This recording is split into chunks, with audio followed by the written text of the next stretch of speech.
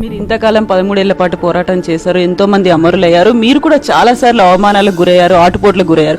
ఒక్కసారి ఈ క్షణం కనుక మీరు వెనక్కి తిరిగి చూసుకుంటే ఏమనిపిస్తుంది ఇన్నేళ్ల పోరాటంలో? ఇంగ్లీష్లో ఒక ప్రావర్బ్ ఉంటుంది Kavitha garu, pains are forgotten men gains come అని చెప్పి. నిజానికి ఒక సన్నివేశం తలుచుకుంటే ఒళ్ళుగా ఉరుపొడుస్తుంది.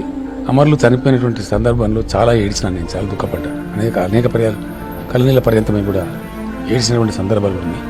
ఎందుకంటే ఎక్కడన్నా ఒక చిన్న చురుకు అంటితేనే మనం అమ్మోని మొత్తుకుంటాం. పెట్రోల్ పోసుకొని కాల్చుకోవడం అనేది మామూలు విషయం కాదు. తమ ప్రాణాన్ని అంత ఆవుడు చేయటం, బలి చేయటం, అది డెఫినెట్లీ చిన్న విషయం కాదు. ఆ సన్నివేశాలు గుర్తుకొస్తే వాళ్ళు ఎంత ఆరాటపడి ఉంటారు, ఎంత బాధపడి ఉంటారు అనే దానికి చాలా హృదయ విదారకమైనటువంటి సన్నివేశాలు బాధపడడానికి కలిసి వేసినాయి. నేను కూడా నిమ్స్లో ఉన్నప్పుడు సాగు నోట్లో తలకాయ పెట్టిన పరిస్థితి. మిత్రులు చెప్తుంటే నేను కాదని అంటున్నా, కానీ రోజు నేను ఏం చేసేవానంటే బాత్రూమ్కి వచ్చేవాను.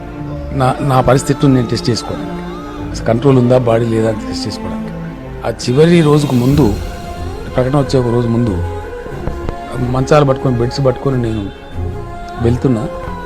నేను ముందుకు నడుస్తున్నాను, అడుగు వేస్తే అడుగు ముందుకు పట్టలేదు, పక్కకు పడతాను, తప్పి పడతాను.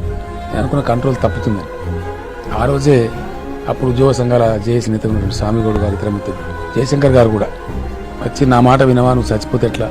నేను చెప్పిన, ఎందుకో సార్ నాకు డౌట్ వస్తూ ఉంది, నాకు మై ఇంట్యూషన్ సేస్ మంచి జరగబోతుంది తెలంగాణ కన్నా అనుమానంగా ఉంది, కాబట్టి ఒక్కరోజు టైం ఇవ్వండి దయచేసి, నేను ఆత్మబలంతో బతుకుతాయి ఒక్కరోజు, రేపు మీరు చెప్పినట్టు వింటా అని చెప్పి అనుకున్నట్టుగా, ఆశించినట్టుగా, నా ఇంట్యూషన్ చెప్పినట్టుగా, నా అంతరాత్మ చెప్పినట్టుగా 3 గంటల కల్లా చిదంబరం గారు కాంట్రాక్ట్ రావడం, మీకు ఏం కావాలని అడగడం, తీర్మానం వారు ఆ రోజు వాస్తవం ఢిల్లీ నుంచి వచ్చిన ప్రకటన జయశంకర్ గారు నిమ్స్లో రాసిందే ఆ ప్రకటన డ్రాఫ్ట్ చేసి పంపడం, ఫైనల్గా వారు రాత్రి 11:02 నిమిషాలకు అనౌన్స్ చేయడం, నేను దీక్ష విరమించాను.